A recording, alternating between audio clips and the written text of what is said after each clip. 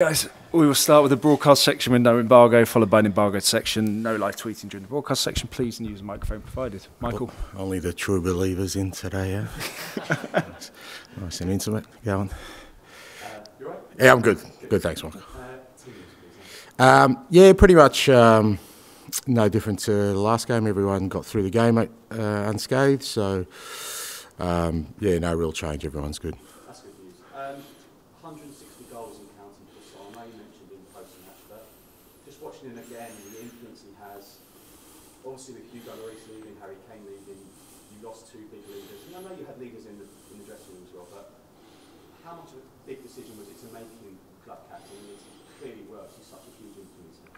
Yeah, it wasn't a big decision to make him the captain. Obviously, it was a big decision who the next sort of leader was going to be. Because, as you said, with obviously Hugo being such a huge influence in recent years, and obviously Harry as well, and even people like Eric Dyer and others who have been at the club for a long time, it was obviously going to be a key decision in terms of the direction we wanted to go. And part of, as I said all along, is I felt like we needed to make a change, in most things we were doing, just to show we're going in a new direction. And it could have been very easy for me to think that Sonny's, probably not the change you need because he's been so influential. But I just felt he was such a natural fit. He's obviously been a leader within his national team, and I had no hesitation in sort of putting him in that position. But it's fair to say he's been outstanding, because sometimes when you sort of get the official title, it can weigh heavily. You feel a bigger burden when you're out there. But his performances this year have been outstanding, and if anything, I think it's taken him to a new level. And James Maddison, obviously, been a great signing, but maybe hasn't hit the heights from the start of the season, which is understandable. It was a big injury.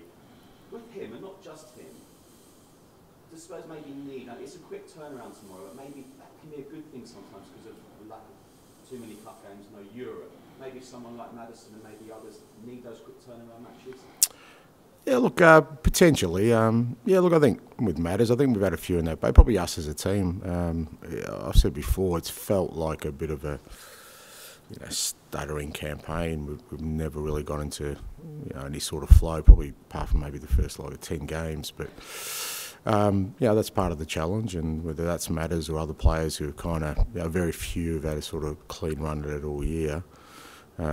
That's a challenge before us now with 9 games to go, is to try and finish the season strong, and a good challenge tomorrow night against a very good team. Timo Werner, maybe he thinks he probably should have scored in the first half, but I like what I was seeing with him and Brennan Johnson on the other side. How pleased have you been with Timo Werner since he's come in? Do you think there's more to come? And then is it still, we'll discuss his future at the end of the season? Yeah, look, in terms of his future, I think, like most players, all these decisions will be made at the appropriate time. But look, I think it's been great for us. It was an important signing, I said at the time, because people forget that when we signed him, Sonny wasn't here. He was away with the Asian Cup, and then Richie got injured. So we would have had a massive hole in our lineup without Timo there. And it's fair to say he's made an impact in just about every game. He'd probably like a couple more goals, but I think at the same time he's an important part, of our structure. And I thought he was really good on the weekend, and it has been the last few games. And but I do think there's more improvement in him as he understands more around our game model. Niv? Obviously, Luton and West Ham, they present a different challenge. But what, as a collective, what type of improvement do you want to see out of a big derby tomorrow night?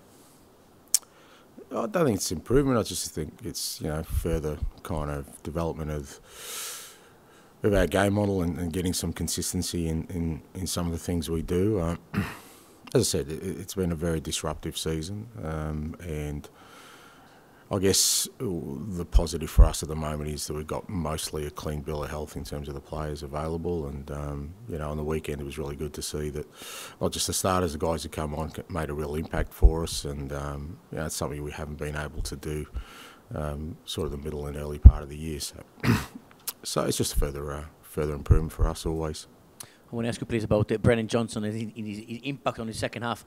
Not for the first time this season, you brought him up and he got the job done. Brought pace, brought energy to the team.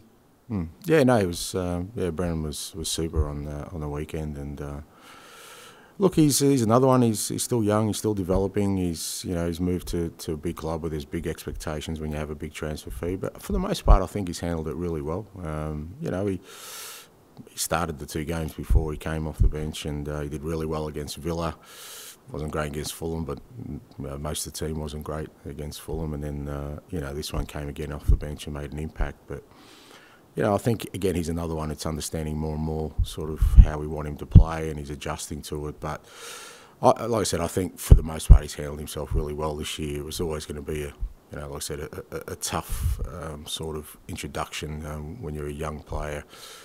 With a big transfer fee, moving to a big club, and I think it's always harder with attacking players because usually they just measure them on one thing, and that is goals or assists. But I think he's contributing in more than just that.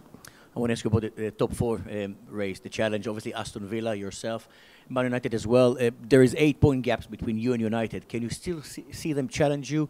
It's a big gap, and also they've been so inconsistent as well. I don't know. I mean. Do you see us challenging Manchester City? No? Well, they're only 8 points ahead of us. So if you don't see us Manchester, I think you've been more consistent in Man United.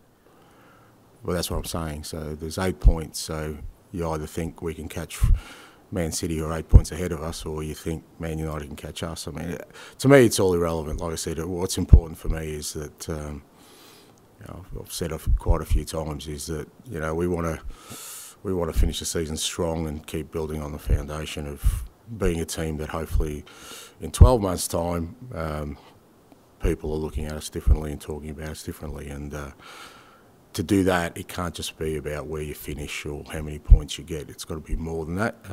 But obviously if we finish the season strong, we'll finish in a decent position, and we'll see where that takes us. Ali, please. Hi there, Ange. Obviously on Saturday you spoke a little bit about Dejan Kulusevski and why he came off and the cutting inside. Obviously people forget he's still very young as well. Do you see him always being a right winger, or can you see him maybe at some points being on the left because of his being more left-footed, or would he come deeper in his career? What do you think kind of lies for him? Well, I think he's played in every one of those positions you've mentioned this year. So, yeah, Decky, and look, I think in general we've got a really young group, and and that's what I keep saying is my role within that is to keep challenging them, pushing them to improve, because, if this is kind of the baseline for the majority of this group and we can get them to a new level, we're already competing, fairly well in this competition, and that's going to help us improve, So whether that's, Kulusevski or, Brennan Johnson or Van der Veen or Destiny or Pape or all these guys who, are in their very early 20s, is that, in the first or second year of the Premier League, then, that's our challenge as a club and as a coaching group to try and improve all of them. Positionally, then, we'll see where that develops. But like I said, Decky's filled all those positions for us this year and done a good job in just about every one of them. Just wonder whether your kind of the tendency of your teams to play those dangerous balls right across the 6-yard box, whether maybe being a left-footed player, would that be something that would benefit him to be able to do that, or have you just got to train him to be able to do that on the right more regularly?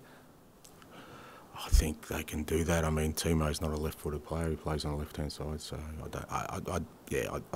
I think what's more important for us is, like I said, is that we continue to challenge our players to develop them, try and improve them, and our Decky and all those players I mentioned have got a real appetite for it. So, where they end up in terms of positionally, some of that will be dictated by where the team's at as well, and what we need. Richarlison, can I check, how's he reacted after those few minutes? Is he in a position where he could start a game yet? Yeah, no, he was much better after the game, and he felt a lot better. I trained yesterday. Got trained this afternoon. So, he feels good now. Just want to ask you, on Timo Werner obviously being a successful signing, you've had a lot of successful signings since you've arrived. And then maybe that's coincided also with the club pushing towards a more database kind of recruitment between Johan Lang. So it's not me, it's the data. Yeah. No. All together. Backhanded all combined. Well, actually, the question was that something you kind of pushed for when you came in, was the database stuff? No, look, I think every club has some sort of mechanism to identify players, and data plays a big part in that. And even before I was here, I still played a big part in kind of the recruitment here. It's sort of ultimately it comes down to then, what's the best fit. I think I've said before, there are very little sort of hidden gems anymore. I think if you ask for most clubs for a list of players they'd be targeting, depending on the financial constraints of the club, most of them would have similar players on it. I don't think there's any secrets. I think the key then becomes are they going to be a good fit for the club and for obviously the way you want to play, and I guess that's where my role comes in that, when you're looking at a list of players who I think is going to be the best fit. Okay, we'll end the broadcast section there. We'll move on to the embargo section starting for 10:30 p.m. tonight. Adrian?